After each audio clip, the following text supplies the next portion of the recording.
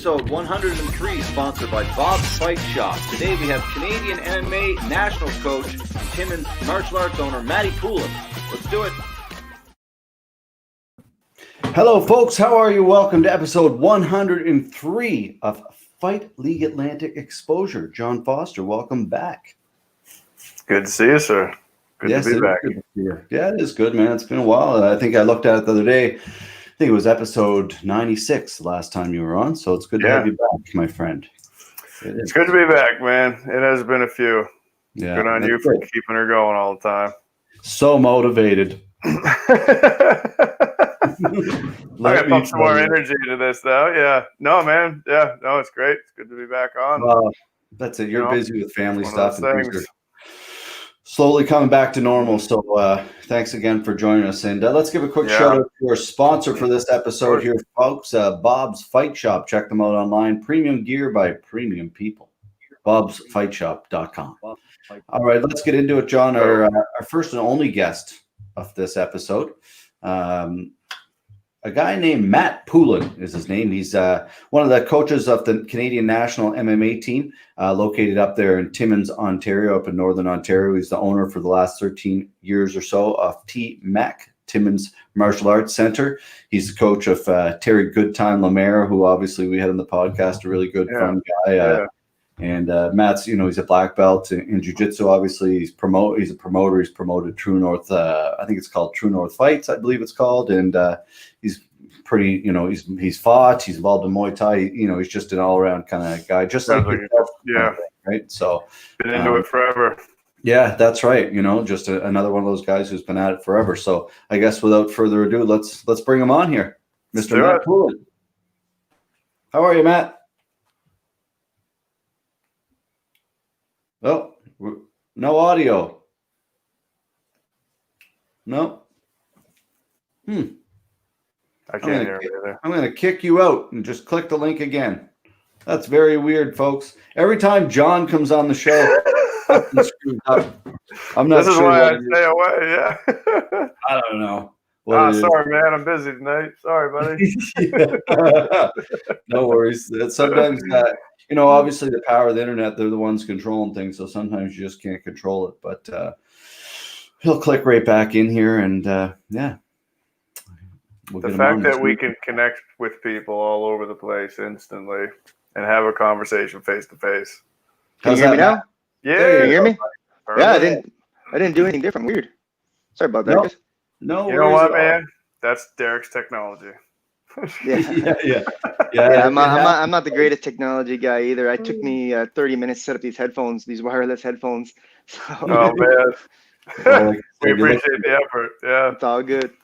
That's it. Well, thanks again for joining us, man, and thanks again for giving us a lot of support online. You've been a guy who, yourself and Terry, guys who just supporting at a local grassroots level, and that's something I really kind of wanted to talk to you about. Obviously, we're out here in the Maritimes, and I don't know how John feels about this, but I know myself throughout promoting and building sports my whole life, sometimes you feel a little bit not isolated, but you're like, man, they you don't get as represented out here like everybody else. I use the word isolated.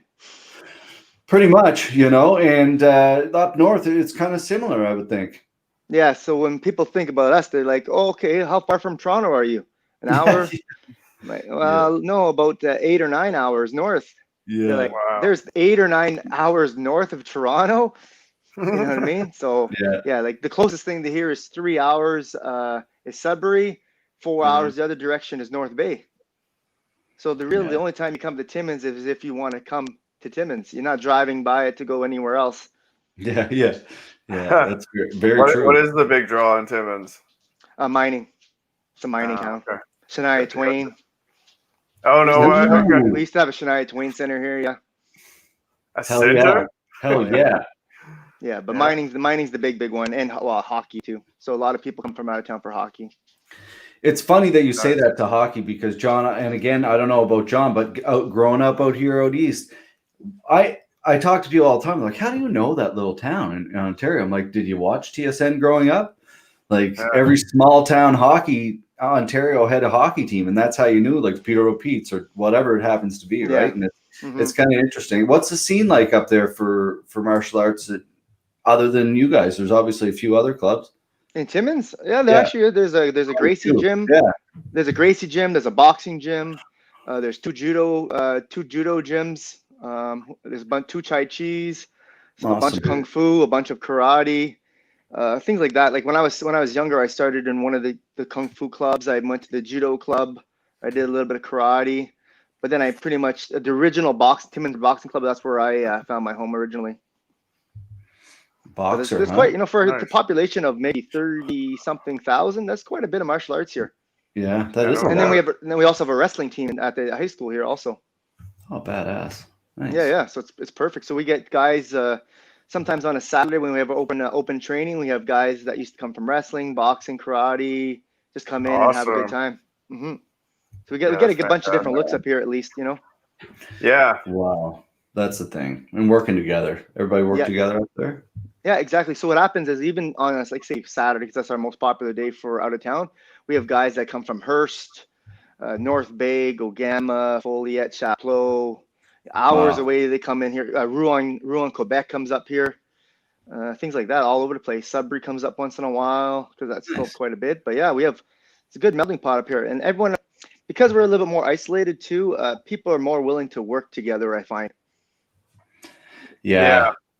What do you think? Sometimes when you go to the big cities and they're like, oh, it's always the same guys don't cross train as much, things like that. But up here, we're all pretty cool. Yeah. Are you? I mean, you mentioned all the other different disciplines. Are you kind of standalone in what you do as far as MMA and everything? Is your gym? Yeah, there was another one, but it didn't last too long. It's just because people are not prepared for the wave of the ups and downs of running a gym, right? But there's been a few, but it's pretty much been us for the last. The T-Mac's been open since 1992. Wow! And I bought it 14 years ago when my instructor retired. So that time we've been doing our thing. It's something I wanted to talk to you about because John's pretty identical in some of these that you're saying. I was going to say we're really the only MMA gym where we are. We've been doing it since 2004, I think. So 16 years since it started, and I took over like 12 years ago. There we go, right? And been running ever since. But same thing, we're isolated. I mean, we're in a population of 60 to 70,000. And yeah. Where's your gym located right now? It's in a place called Greenwich in Nova Scotia. It's near Wolfville. If you've ever heard of Acadia University, it's just up the road from there. Yeah. Oh wow. Yeah. And we actually we have the same look kind of too at the same time. That's right. The beard, the mustache. Yeah, man. This is the old tired instructor look. This is a bro. This is what knee injuries look like. Yeah. The easiest look to manage when we wake up in the morning. Oh yeah, brother. To just get everything done. Yeah. Fuck that razor burn with the gi, right? Yeah. Oh man. Yeah. Brutal. Definitely not doing that anymore. No, sir. Fuck the gi, truthfully. Oh hell no, man! The gi is amazing. I like both. I like both. Yeah, I I just wanted to start, John. last night we had our first real gi session in 3-4 months, just a couple weeks ago, with our social partners. I had the worst gi burn I've ever had in years, man. Like it was bad. Like from top to bottom of my back, no shirt under my gi. Oh, that was a mistake. Oh man, you're brave. Yeah. That was the longest break. I don't usually do that, but it was just way too hot. Just getting back to that, like wearing the gi again. Oh, it was difficult. It was hot. It was sweaty. So I had to take the shirt off, and then it just burnt everywhere after. Yeah, there was a few days a couple weeks ago here too. It was super hot. I never wear a rash guard under my gi either. I never have. And it's different. Like I noticed a lot of people started doing that here in the last little bit, but I'm a little bit more traditional. But for me, for my skin, I gotta wear at least a shirt a little bit. Yeah. Yeah, to each their own, man. Exactly. And it's funny. Like that's why I was talking about no gear gi, because last night at Braulio Steam on, we were talking about that. And I'm always interested in these guys who've been in the sport forever, like or lineages, a Gracie lineage, or like a family member or whatever. And they say the same thing, like, whatever, man, you can't change it. So enjoy both. And that's what I think is so. I'm the exact same way. To me, they're totally two different sports almost. Like they have two different, like there's similarities. In my gi and my no gi, I have the two totally different games. Yeah. You know what I mean? I have the chokes and the leg locks for the no gi, and for the gi, it's back attacks and things like, and then just a lot of gi, weird gi chokes and things like that of that nature. So I do have some crossover, but for me, it's different thing because I do a lot of wrestling and no gi, and try to do as little as possible in the gi. Just get right to work. Yeah, grab hold of something. No, that makes big sense. time, big time. I've always really been into both. I'd say equally, and I love the gi. You know, I'd probably prefer it now, to be honest with you. Well, it's just nowadays when I train, it's like you run a gym too, so you'll notice there's less time. So if I put a gi on, I could technically, some days I'll force myself. Okay, I'll get underhooks, cross faces instead of the grips. I can kind of work both at the same time, right? So if I'm repping something out that's no gi specific, I could still do it in the gi. Then when I work with like Terry, it's easy to do. And then when I work with a gi only person, I could just switch back to the grips. Of course. It's just a little bit more discipline based because you can't attack your favorite thing when you want, but it's so hard when you're. Yeah, of course. Yeah, no, it's good. I'm very disciplined when I do it. If I'm attacking a Kimura for a month, that's all I'm gonna do. Yeah, well, killers make killers. For me, like, that's what I do a lot lately. When I was younger, like in my 20s, I would just spar all the time. Now it's more positional sparring, things like that, isolation sparring. Just try to minimize the wear and tear. Train smarter, not harder. Yeah, it's for the long game, right? I want to do this until I'm 80, 90. So those short little sprints are not going to do that. No. So just the nice long game. That's what I think nowadays. Even that's how I coach. It's just for everything for the long game. Nice. How adjustments have had to be made. I'm 36. I'm turning 37 in October. And I've been involved at the Total Martial Arts Center since I was 15. And like I said, I did other martial arts, but before that boxing, I did it for a year. So I've been about 23 years of martial arts. Yeah, long time. It's awesome. It's one thing I've found interesting. Like, so you've been involved in the sport 20 years. How does one get involved in the Canadian MMA team? Yeah, what is this? Yeah. National teams? It's something that I have a bone to pick with Ontario all the time about this. Even jiu-jitsu. It's like it's an Ontario team for real. It's I would say Ontario, Quebec. Yeah, sure. Yeah, and then we had there was people from Alberta, like on the in 2016 there was the national team. We brought about 26 people. There was Maggie from, I think she's from Mike Miles' gym in is that Alberta? But she didn't end up going. And then we had people from Quebec, Ontario, Manitoba. I don't think the way you guys are from, there was no representation at all. Is it something though we don't just? Is it because we don't pay attention and get involved in? Is that our own fault? No, it's just not. It's just one of those things that it's just still a growing thing, right? So it's a national team, but it still has to grow in the East and the West. You know what I mean? It's just one of those things that the people picking the team can only see so many people. Sure. Yeah. And it's just how it kind of works out sometimes. But like we did have like 30 something people on the team, a little bit of this, but I'm hoping next year, like if it does happen in Prague for next year, this is MMA only next year, I'm hoping to be a part of the selection team for the team. And I want to get a little bit more people, a little bit more variety. Sure. Because I think it's super important, especially for Canada. Like we're kind of behind everybody all the time, you know? So I don't want even just one province to feel left out.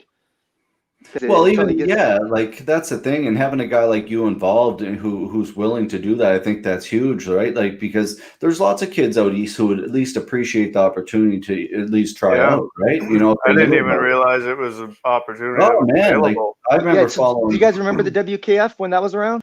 Yeah.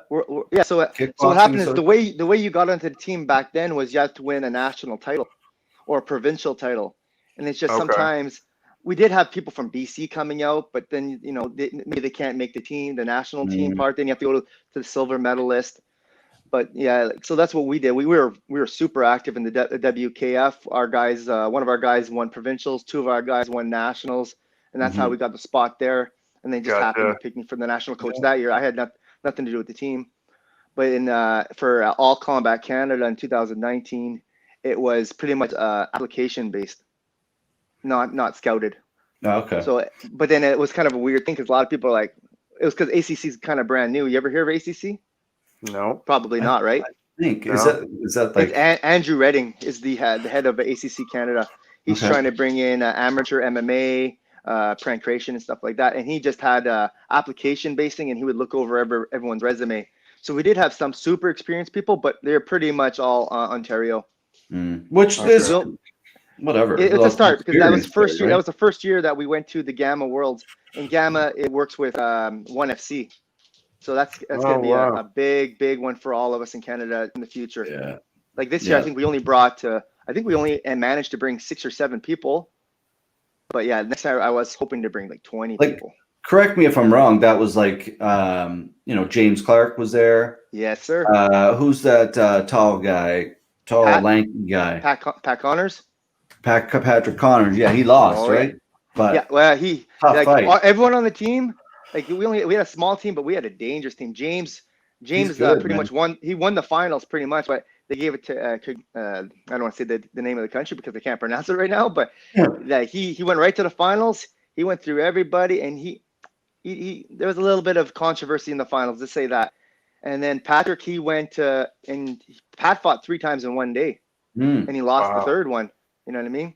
He fought Germany. He fought. It was Patrick is very, very good. Very good, man. And it was cool. Like John, like for me, like I pay attention to a lot of stuff, and like for me, that was a big event because there's a lot of really talented kids fighting on those cards, like super talented from all over the world. So what it was high level amateur. Good. Yeah, high level amateur, low level pro. So it was amateur rules, but low level pros were allowed attending it. So there was guys that fought in almost made the UFC. A lot of guys from Rufus Sport were there, like UFC, like on that line. It was really, the level was super. How many cages were in that room? 3, 4? Was there like 4 cages in that one room? For the no, it was in the ring. So there's 4. Oh, that's right. It was in a ring. Yeah. That's right. Yeah. So it made it a lot different than the cage work, right? So a lot of those countries are used to fighting MMA in the ring, and they actually had professional MMA rings with the 5th rope. Nice. Yeah, exactly. So that's cool. And it was open scoring at the Gamma. So every round, you would know the score of the round, the coaches. Ooh. Oh, cool. Open scoring is where it's at, my friends. I love that. That's great. Oh, it was a game changer. Truthful? What, we're going to be truthful now? Well, just knowing between rounds, you actually know if you're going in winning. Oh, they're like in one of James's fights, we're like, my gosh, that was a close freaking round. We I don't know how that's going to be scored. We look, we got it. Let's go. So it's a game changer. I've been really calling for open scoring in a lot of amateur leagues, and hopefully, like now that ACC is established in Canada under Gamma, we can kind of use that association to use the open scoring down the road. Yeah, I like that. That's interesting. Really, like that's room for error because even the judges, all they have to do is press button. They don't have to do any math, nothing. All they have to do is press the button, submit. Yeah, and if we're worried about them doing math, then there's a huge goddamn issue. Oh man, I'm also a judge and referee in 3 different organizations, and I've been at that point where you're judging all day, and you have to add the math. Simple math. Oh yeah, that would be. But then at the end of the day, your brain is just so fried. You're like, oh my gosh, this shouldn't be this difficult. I think just me doing that, I know there's people who've messed up their math down in the past. 100%. 100%. Yeah. Colin, the real question we should be asking is who has the better beard? That's a good question. Yeah. So usually mine's a lot bigger than this, but I just got to make it look manageable. We'll give it to Matt since he's the guest. Yeah, we'll be nice. There we go. That's always the guest. I had a really wicked COVID beard going on for a while. Nice. Yeah. No, keeping it busy. Like you wouldn't even be able to see my mouth or anything with my mustache going that low either. So that would drive me crazy.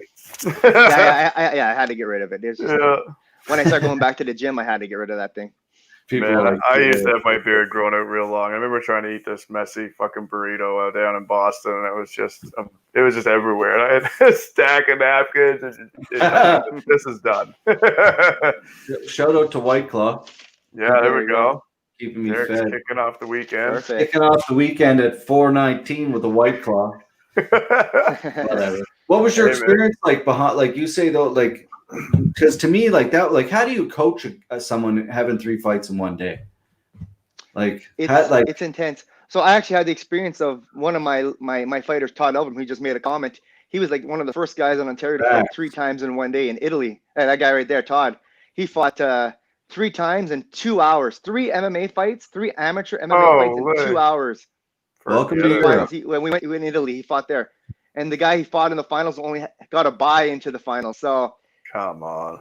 Yeah, it was wild. It's just one of those things you have to be strategic and very tactile.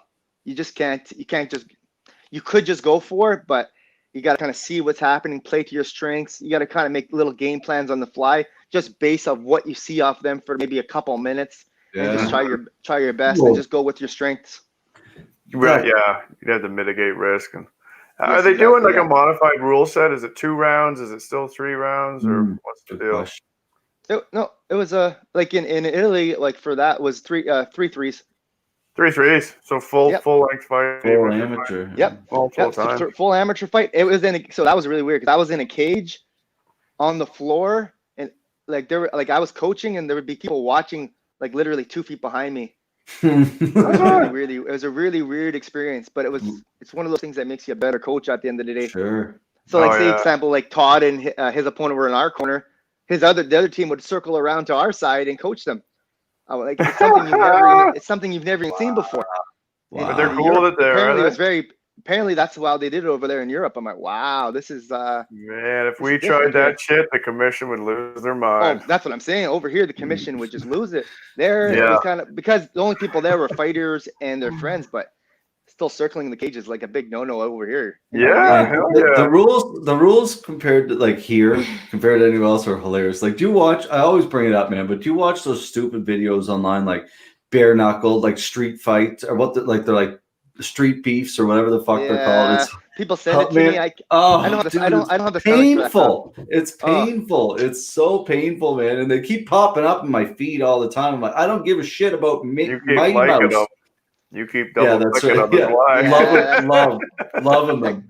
Yeah, I know. Like it's been a long time since I've been in a street fight, and I don't. That's not my thing anymore. No, it's crazy. It gives such a bad name to what you're really trying to accomplish with this sport sometimes, you know what I mean? Right? Yeah. Like it's fucked. I don't know. No, it's just not worth the risk. And then you have guys like trying to like they have their voiceovers for street fights. I'm like, the commentary. Yeah, please don't do that. Oh, he shoots in for a poor double. Oh, he doesn't know his sprawl. I usually only watch about 10, 20 seconds, and I've had just about enough. Yeah, that's about what people. I check out our analytics, and that's about what is the same for our podcast. Like 20, as soon as I get to the intro, they're like, "Fuck, him again." Click. Yeah. Oh, I thought this was something different today. Yeah.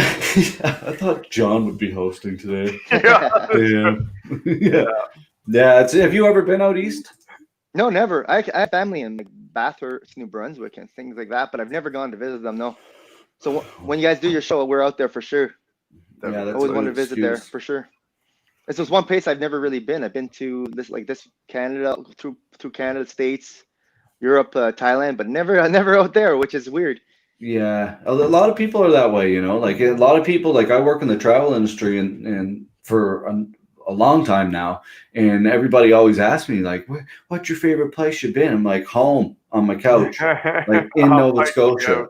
Like, you know what I mean? Like at home where we live, our area is so beautiful, and not same where you are in Timmons, right? But how many people in our own country, they go to the Caribbean or they go to wherever, but they don't explore our own country, and our own country is unbelievable. Oh, it's beautiful.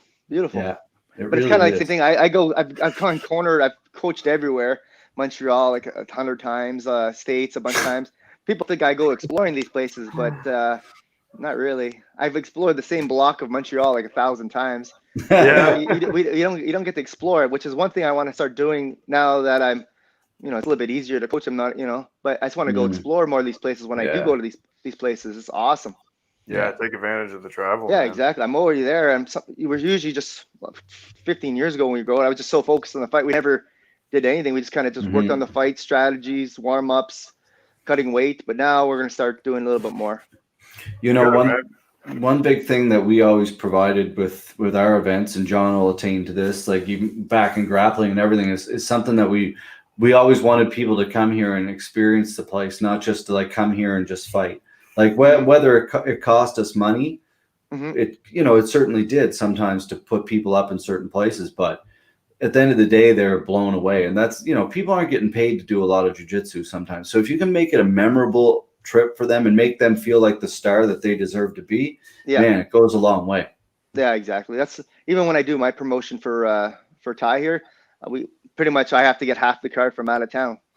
No one, there's no other locals doing it. So I have to get people from 10, 12, 13 hours away coming up, and then, just try to make their experiences best one possible. Yeah, that's right. That's all you can do. Try to be a good role model and good person, and have a good beard, apparently, because these guys all love it. That's it. It is important. It keeps you safe. Yeah. Makes us look a little bit older too, so we look wiser. How do we not have a beard sponsor? Like, I've reached out to a couple companies and I'm like, hey, how you doing? They're like, good. They're like, Derek, your beard is weak. Yeah, they're pretty much, you're a pussy beard. They're like, send me some of your products then, stupid. Yeah. We got some epic beards at the gym. We got a Josh Gagnon beard. It's thick. Gandalf? Yeah, pretty much. But still not white, but it's good. Still not white. Yeah, he's got the best beard, the Josh Gagnon beard. Nice. Beards are good. I feel pretty secure with mine. So like if I shave my beard, I instantly shrink in stature and become a 16-year-old boy all over again. For like it's my confidence. As soon as I shave the mustache and shave the beard, I lose 8 or 9 years. So I'm like, same. I've seen my dad go to the store. People like, are you looking for your mother? No. Looking for your mother. Yeah. Good idea there, kiddo. What do you typically get at those events up there for crowds? Oh, so for our last one we had 750 people. Nice. Yeah, it was good. The first year we had about 600, and the second year was 700, and we also do 2 events in one day. We have a morning show, and we always have an evening show. So we have up to 30 fights on a card usually. Some of them are demos, So my last one, for example, I had 30 fights total throughout the whole day, and I had 28 of my people on the cards. So I ran the whole thing, and then I also cornered 28 fights. Holy!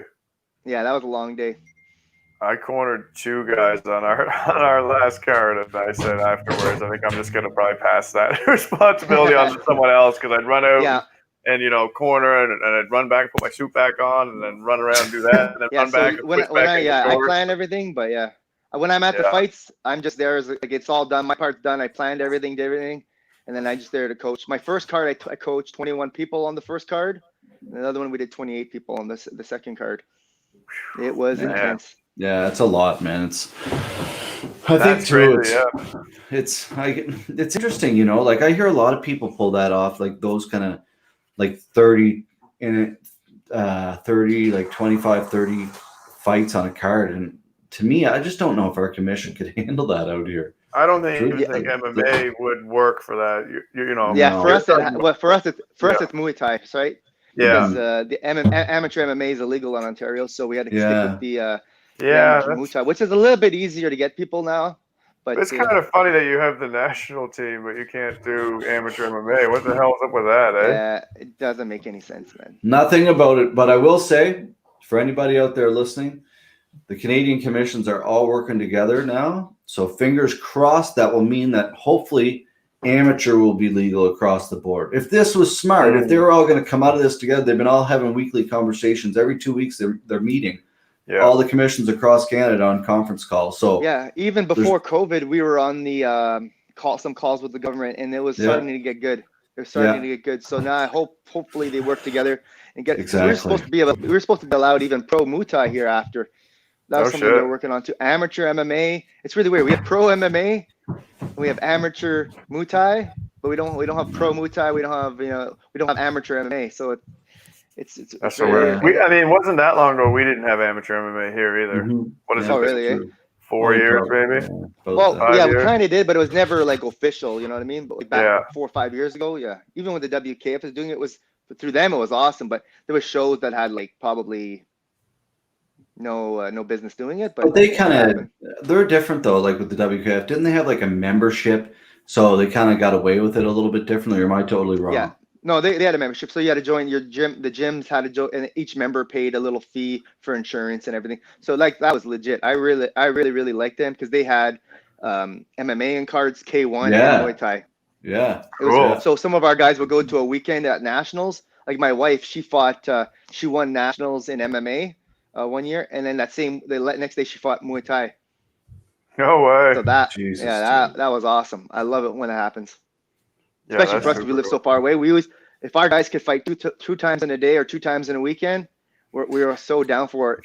Well, I'll tell you, like John and I, like to me, I look at it that way too, because like, and John and I I'm not saying that we've ever discussed this in any way, shape, or form, but if you really think about it, your cage is already set up, your lights are already set up, everything's already set up. So if you can bang 2 events out in 1 weekend, and then you're set for 6 months, pretty much. Yeah. Are you guys allowed doing like mixed cards? Like, would you be allowed having no MMA and a grappling right after? Okay, no. Oh yeah, we can. Oh, so grappling, there's no like grappling we control. So and I'm not saying like we can't do a mixed card though. Hubert specifically said no. Oh, you mean like grappling? We could do it 2 separate times. Yeah, 2 separate. I was wondering if you guys could do it in the same. No. I used to go to the States and they used to have like amateur and pro card like together. We did that. And those are fun cards, man. Those are really fun cards. And I think they're really good for the sport too, those cards. That's what we do. We basically run amateurs as your prelims and then pros as your main card. Yeah, because if you did all pro, it gets very costly, you know. So if you have a good mix, it's perfect for everybody. Yeah. Especially when the fights get canceled and you still fucking pay them. It's really expensive. Yeah. Right? I can just imagine just be doing amateur, having to deal with the dropouts and everything. I can just imagine the pro. Well, no, we lost our main event because of the weather. Oh, really? The day of weigh-in. Yeah, the day of weigh-in, snowstorm. Ryan Rolovich couldn't get there. He was stuck in Montreal. Him and Jimmy Smith. Yeah. Really? Oh, Jim Smith too? Yeah. Oh, my God. And Cody Arnett, Jesse's brother too. They're all stuck in Montreal. It was a horse show, man. But we finally got, I don't know if that's a politically correct horse show anymore, but I'm sorry. I'll have to replace that. I thought you said horse. I did. A horse story. That's a horse story. Yeah, but we still, man, like, I think it's, like you said, John, it's the way to go. Pro-Am. It was a noticeable difference. I had a lot of people talk to me and be like, there was a big difference as soon as Corey and Jake fought. And they're like out here. So if you're an amateur and you have over 3 fights, you can strike on the ground. But if you have under 3 fights, there's no striking on the ground. Open class, kind of like amateur. So that's kind of like what we did in Montreal. Like, did you guys ever compete in Montreal back in the day where they had the big boxing gloves with the hands sticking out? So you weren't allowed doing a lot of. Yeah, it was mixed boxing technically. So it was like big boxing mitt. Oh, where is it? Big boxing mitt, but your hands were like free like MMA. I fought like that before once. It's very different. Weird. Actually, yeah, it was very different. But you weren't allowed a lot of things. But now then they introduced knees to the body, a little bit more ground and pound. So it's getting there, which is nice. But I do like a tier system for amateurs though. Well, people were complaining about it, but like to me, and I think John agrees. Like, I think it's actually fantastic because if you're a fighter like that doesn't know anything, and you're in, not say you don't know anything, but you have no fights, and you're going in there, even though you've been training for a few years. Yeah, you guys both have stepped in there. I haven't, but I know what it's like to compete in jiu-jitsu. It's the same thing. You're like, what the fuck am I doing here? And they do it in boxing. They've been doing it in boxing forever. There you go. Like in the WKF, they had a tier system: C class fighter, B class, A class. If you had a certain amount of fights, I like that too because it gets rid of sandbagging and things like that. Yeah. Well, there was still some, but they got caught. So yeah, perfect. Now you're forced to fight 2 guys at once. Yeah, that's right. But I really like it. Like Class C, just worry about the minimum things. Just get the job done. Just like maybe stand up Muay Thai with wrestling with a little bit of jiu-jitsu. Class B, add some more ground and pound, and then Class A should be almost minus elbows to the face. I fought amateur with elbows before, so I didn't really mind it, but some people are squeamish with that. Yeah. And if it happens, it happens. But Class A, you should almost be there at high level amateur, low level pro anyway. Yeah, our gloves are hybrid gloves. Like for amateur, they're not hybrid. They're 6 ounce, I guess. For amateur, 4 ounce for pro. So not a huge. But out here, another thing, like you can kick to the head. You can't you can't. What is it? You can't spinning kick, but you can kick to the head. but you can't ground and pound. And I was really shocked at the lack of jiu-jitsu, man. Really shocked. There was a lot of the much guys at all. Strike, but I mean, a lot of them looked really good too. I would almost think that an amateur should focus on jiu-jitsu to get comfortable on the ground, because a lot of them aren't comfortable with ground and pounding usually. So usually you see a lot of jiu-jitsu in amateur. Man, a lot of guys come from gyms that are, you know, heavy into the Muay Thai and kickboxing and stuff. But yeah, man, I mean, and a lot of guys even with no fights starting off, first fight looked quite good on the feet, and you know, and guys, so you know, like Kyle with a judo background and stuff. Yeah. They were, you know, like these guys were comfortable competing. They'd done jiu-jitsu tournaments and things like that. That's good. So, like, like that's not like back in the day where you walk into a gym and 2 months later you'd get a fight. Oh no, I think even most of the guys that were 0-0 were purple or brown belt or blue belts, blue or purple belts. You know, a couple white belts in there, but it was, you know, a lot of guys with some experience. So it made for a great night of fights. And I think that's important. Yeah. Yeah, like the quickest guy I ever let fight was like 6 or 7 months of training, and he had a wrestling background. But other than that, I like it about a year. So he had a background, right? Yeah, I like a year. I usually tell guys it's going to be 1 or 2 years, guys. Yeah, exactly. Yeah, same thing. I like that. I was always kind of blue belt. You get a blue belt, and you can fight. Yep, 100%. It's good. Yeah, because we had by going back to WKF, if you were a blue belt, you're a Class C. If you were a purple belt, you'd have to start a Class B, which is kind of weird. And if you're a black belt, you'd have to fight Class A because it was supposed to be experience levels. They counted everything. If you had boxing fights, it would move you up. If you got kickbox, but if you had jiu-jitsu belts, it would move you up too. I kind of like those systems because I've been to places where I like my second fight. I fought a guy with 43 fights. Jesus. Whoa. Christ. Yeah, you know, I didn't mind because I just wanted to challenge myself. But nowadays I don't really think that's appropriate for more guys coming up through the system if they want to have longevity, right? Mm-hmm. Yeah, just the chance of getting hurt increases so much higher, right? I took that fight on 6 days notice, and I blew everything out of my right knee because I wasn't in the best physical shape for that one. I was coaching the guy that was supposed to fight him, so I'm like, I kind of have the strategy down, but I didn't have the physicality to withstand that. That was brutal. Damn. Yeah, it's a tough sport, dude. It's a really tough sport. That's one thing that John and I kind of really pride ourselves in. We don't want people fighting in there that don't belong in there. Like, you know, you see so many events that, like, he's a black belt, I'm a brown belt. Like, we both, you know the sport pretty well, and it makes your product look like shit. You know, like at the end of the day, you want people in there that are gonna. I don't want, like, both of us. We don't want two guys in there that are just gonna swing and knock one another out. Like. Yeah, so that's what I'm really pushing for with the if we do get the ACC going, I'm really pushing for a tier system. Yeah. So like a Class C, a Class B, a Class A. I really think it's much needed. You should do that. I actually like that too. Yeah. Yeah, I like that a lot. Actually, it's very smart. I think you can go like 0 to 3 fights is Class C, or even 5 fights, because if you want more experience, then 5 to 10, then 10 to 20. Well, it's funny how just easy, like the letter makes it a little bit simpler, because I try to explain it to people and they'd be like, what?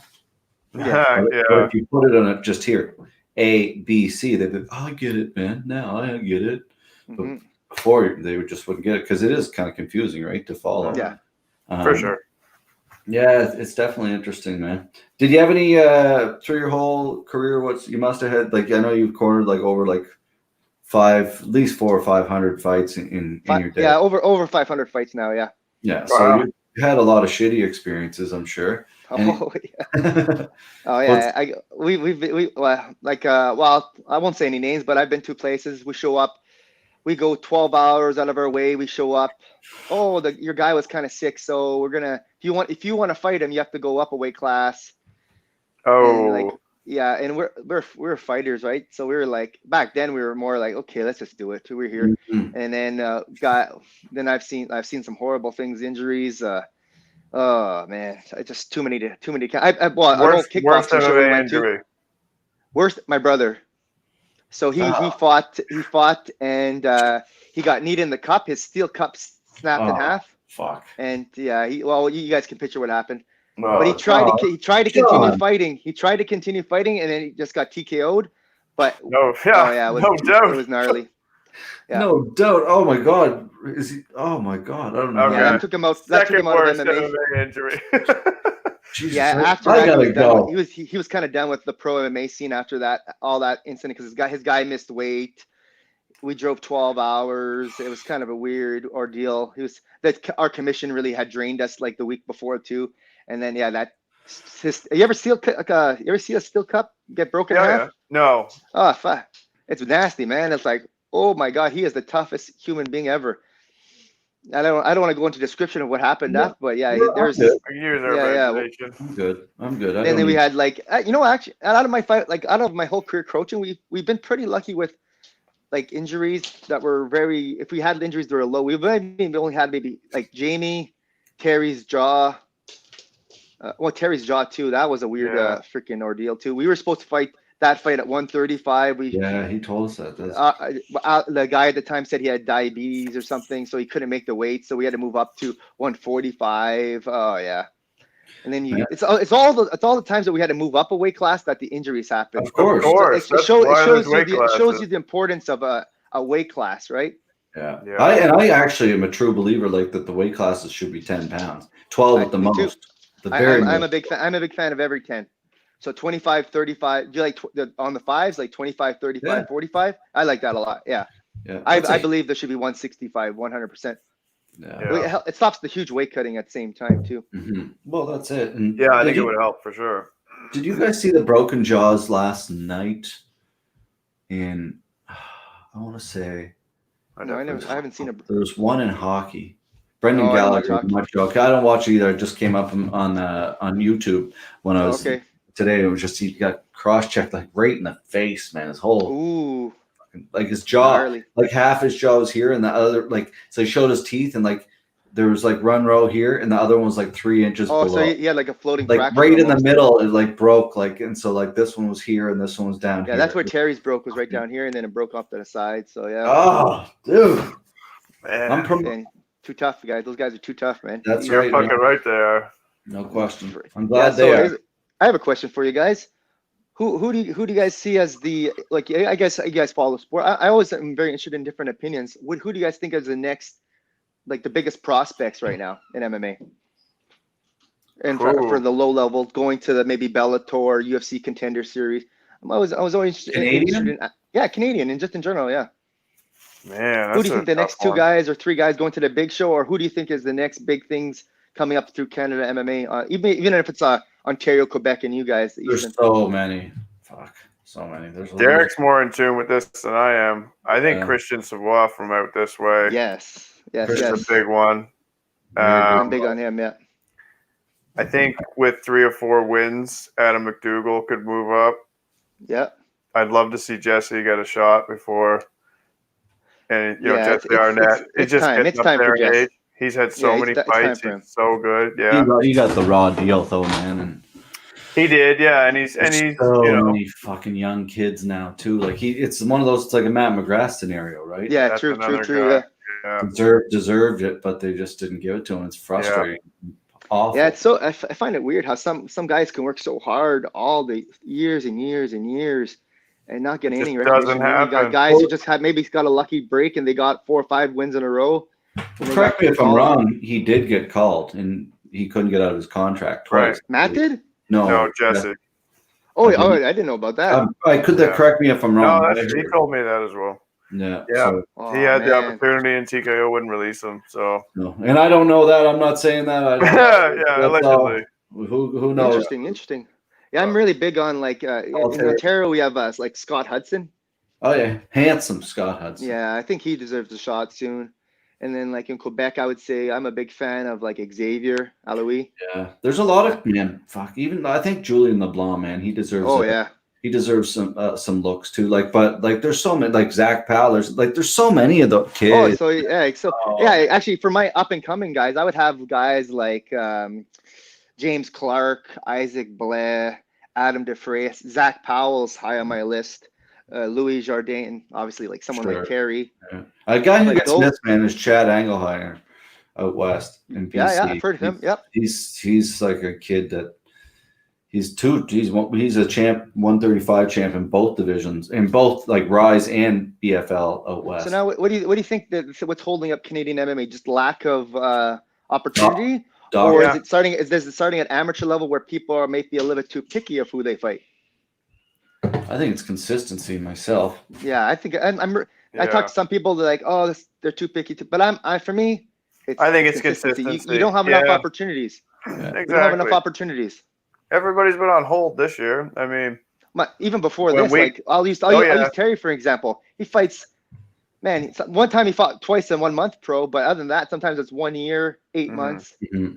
And that's what it's been around here for a while now too. Yeah, so you know, with us coming, go ahead.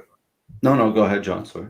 I was just saying we kind of started to fill that gap here a bit because ECC had done a show in a couple of years. They're doing Nova Kickboxing now. You know, up in Moncton, I think last year, what did he do? 2 shows, maybe 3, 1 show. And then one this spring. Is that Lumberjack promotion up there? No, they're not operating anymore. Shoot, too bad. So there just wasn't a lot of opportunities, and we were hoping to be able to do 3 shows, and that would kind of round things out on the East Coast between New Brunswick and Nova Scotia doing shows. Yeah. In Ontario now we have BTC, we have Prospect, so those guys are doing phenomenal jobs. Phenomenal. It's just we just need more. I think. Like I was debating. I'm going back and forth if I should try one up in the north.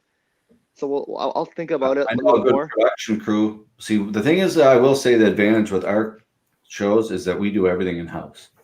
So we don't have to bring in a production crew or anything. It's all done in house.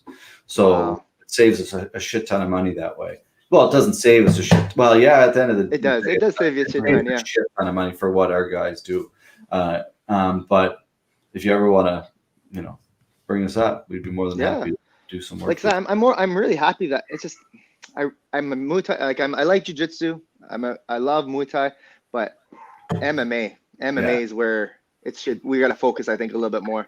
I actually spoke to Jamie Champion today. Oh yeah, we had a little phone call this afternoon actually because we were talking. Him and I have been chatting quite a bit about. Solid dude. Yeah, he is a solid dude. So he's the owner of Prospect in Ontario, and because he was like, we're just kind of like John and I are in the same position as he is, but kind of discussing on which province may be coming back. We're hearing that I'm hearing that it's Quebec is going to be the first one to come back, which to me is fucking bananas. But I was talking to one of my teammates, right? And they said they might be having contact and training soon, like without social. I don't know what they're doing, but I'm surprised by it. But out here, I'm not going to complain. A while, like you can go into John's gym right now and train and spar and whatever.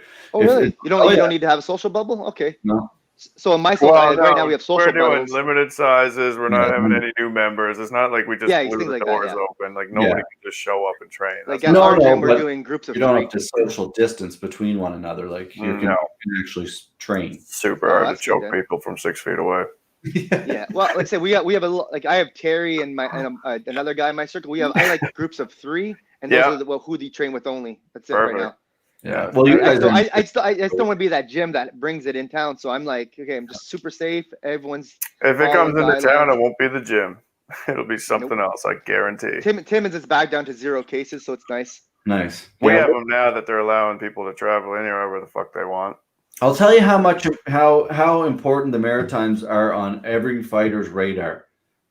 Okay. I talk to everyone, and not every fighter, but like people in general. They're like, "Yeah, I want to come out and fight," and I'm like, "Okay, there's a 2-week quarantine." They're like, "What?" I'm like, "Yeah, you have to if you come out here, there's an Atlantic bubble. So if you come out here, you have to quarantine for 2 weeks before you can go anywhere in public." And they're like, "What?" Because nowhere else in the country is doing that, right? It's totally. Terry just told me about that the other day. You probably had that. Okay. Yeah, you're like, what? Okay. What? But I will say, I'm kind of I don't know how safe for you guys. It's pretty safe. We have a super old population here, and I don't know. I don't know how you feel about John. At first I was quite pissed. I'm still a little pissed that we can't do some things, but I think they've handled it quite well. But it's good. It's good for your local guys. Yeah. Yeah, if we put on an event, we can do a show, yeah, it's probably gonna. Cause the big thing is, like they said, we can't do a show right now. Well, Quebec Major Junior Hockey is starting this week. Yeah. Here, so the big thing with the commissions is them. So if they can be playing hockey and they can be fighting out on the ice, right? And they're all athletes. It's only a maritime bubble, so it's all teams from the Maritimes competing in that Atlantic division. So, if, like the commission said, he's like, like I kind of said, like, if you're able to fight out on the ice, then how aren't you allowed to fight in the cage? Yeah, exactly, right? Same shit. Would you guys be doing no audience? Was that Nova we Scotia good with that? audience is up to 200 people. And we had a reopen plan that had 50 people and 0 people. So we could, we had a plan up to 100. We had a 26-page document we submitted to the commission, and they didn't even. Impressive. The best in the country, I was told. Yeah, no doubt. I made that. You know what? I kind of like it when we're watching the fights and you see no audience. Mm-hmm. Yeah, I don't mind that at all. I think people can appreciate the dynamic between a coach and a corner. And you see a guy who really listens to his corner. Yeah. You hear the instructions and you see him do it right away. I think that's magic. I love that, man. I love that too. I'm interested if it'll affect people moving forward now. Like because there's a lot of fighters who are going to start the UFC career with maybe 1 or 2 fights now without any fans. And now all of a sudden they're going to go back and compete with fans and they're going to be like, shit, this is like I'm starting all over again. How it'll affect those people, right? It might help them get used to the big show, right? Yeah, it could help them. It could help ease them in at the same time. Because I know some guys, some of my personal guys, were not even scared of the fight. They were just scared of walking out. Yeah, totally. Yeah. We're from Ontario, so we always get booed everywhere. But getting the showers of boos is not always up people's alleys, Yeah, it's true. I used to just blow kisses to people. Mwah, mwah. You know what we always called you out east? They always called unterrible. Terrible. But I lived in Ontario. I lived in Toronto for probably at least 6 or 7 years, man. I had a lot of fantastic memories from Toronto, a lot of wonderful people, and Ontario is a beautiful province with a lot of fantastic I like visiting Toronto 100%. It's one of my favorite places. Yeah. I probably wouldn't live there ever, but I love visiting. I lived right on King West.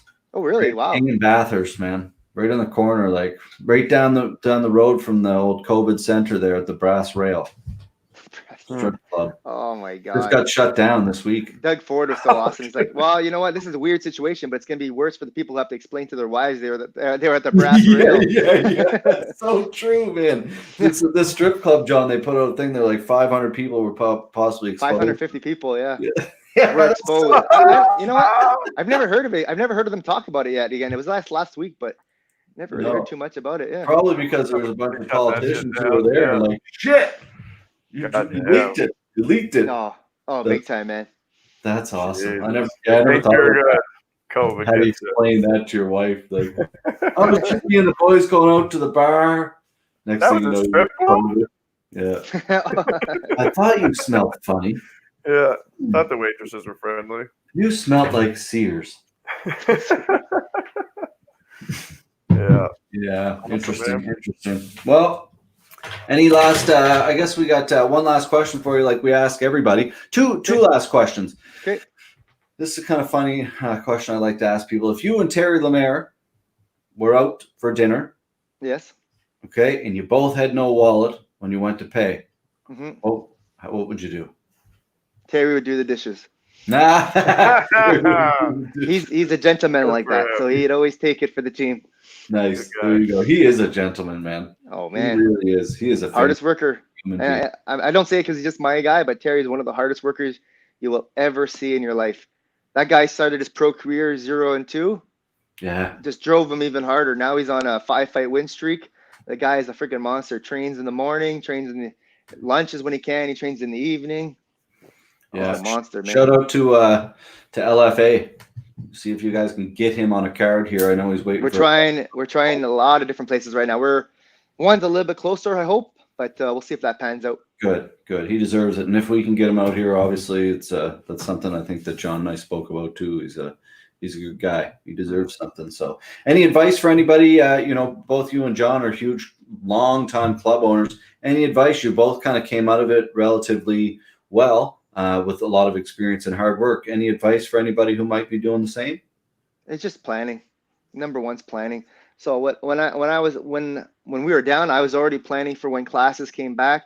If I heard rumblings of a new social distancing, I would start planning. I drew pictures of the gym, renos, bags apart, and just knowing your arts well enough. Like a lot of guys I hear saying, "Oh, I can't teach jiu-jitsu solo."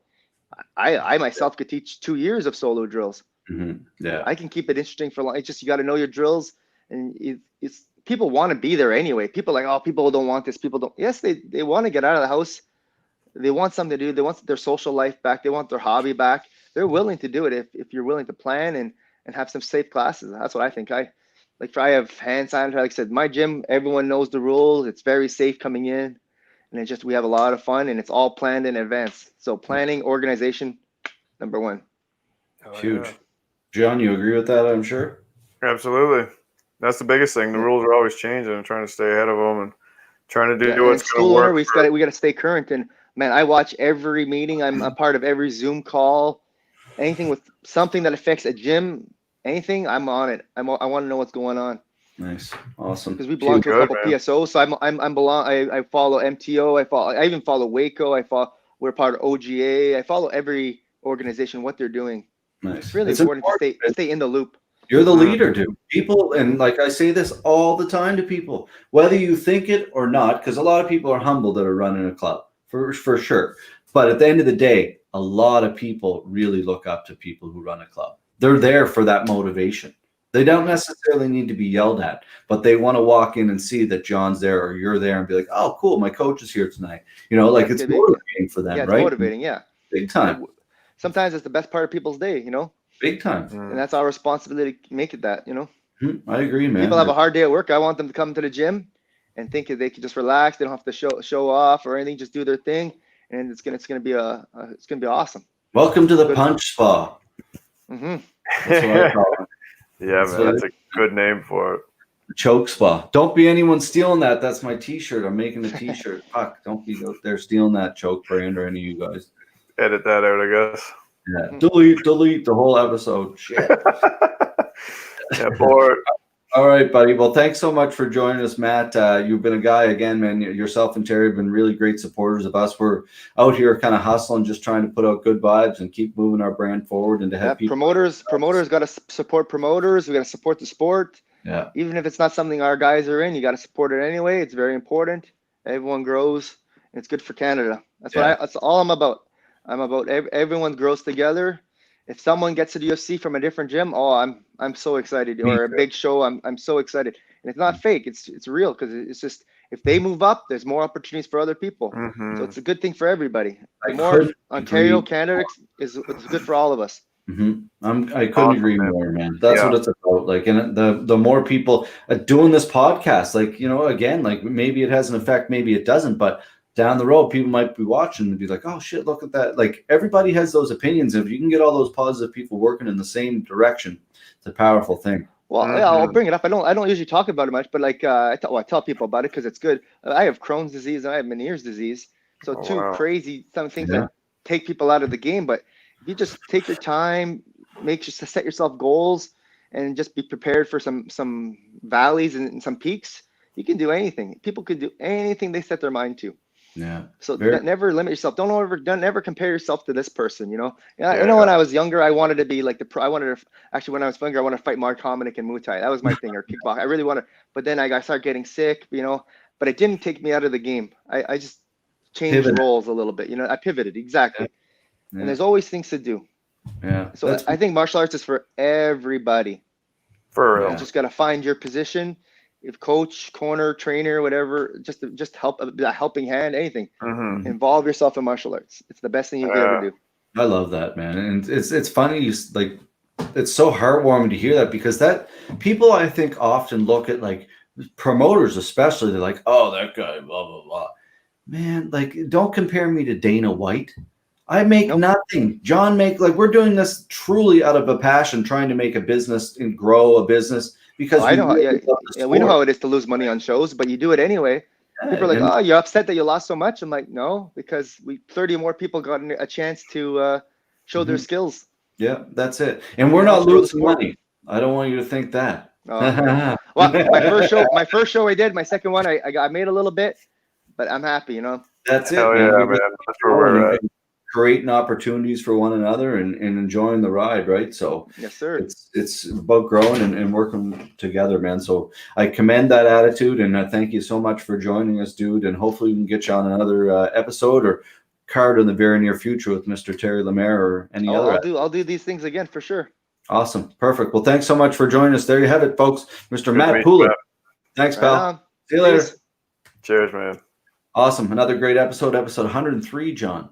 Yeah, man. That was great. With a ton of insight and a lot of experience, man. I mean, that's wisdom right there. Yeah, well, 20 years in the game, 13 years on in the club. Like that's the thing. Like instant gratification is something I think that, comes so odd these days. Like whether it's people just want things to move really quickly, right? And the more you talk to people, like, I've been at this sport probably 11 years now, which is pretty new compared to like people like yourself and Jared. People have been at this sport. I've only been at this for 13 years, I guess. Yeah. So, but there's people like Matt or like, but I boxed before that as well. So, I mean, So it's great to get that advice and insight from everybody, right? Like it's absolutely. I think martial arts is one of those things for guys like us and Matt. It kind of just sucks you in. Like I joined it with no expectations for jiu-jitsu. I had done some boxing, I mean, I just joined it. I expected to be done in a month or so, and here we are. Yeah, change your whole life. Change your whole life around it. Change your whole life. Change the whole path, and just the people you meet through this sport and this kind of subculture, I guess. Right? It's just awesome, man. So yeah, I wouldn't trade it for the world. Now you're building a whole camp on the lake for our jiu-jitsu camp. Yeah, that's right. My neighbors are love me.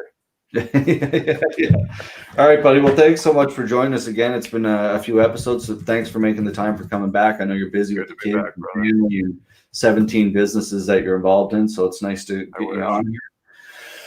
Well, hopefully in the future we'll get up to that. Yeah, man, we're getting there.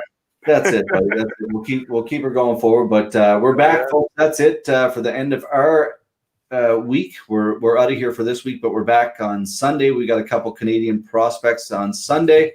Monday we are off, and then back Tuesday, Wednesday next week. We got some big guests coming up. Mr. TJ Grant will be joining us. Gavin Tucker will also be joining us coming up, and some really good guests coming up in the near future. So other ones that I'm forgetting as well. Not that you're not that important. I just clarified and finalized those today. I'm just going to stop putting my foot in my mouth and continue on. See you later, folks. Awesome. See you, everybody. Right. We'll talk to you tomorrow or whenever. Goodbye. Thanks for tuning in, and make sure to hit that subscribe button. As always, thanks to our sponsors, Conway Customs and Tinting, Beat It Sports Shop, Team NGR Sport, Maritime Madness, Old Road Barbecue, Tattoo Sarah, BC Kimonos, Ruddy Lad Premium T-Shirts, Dragon Energy, Privateer Harley Davidson,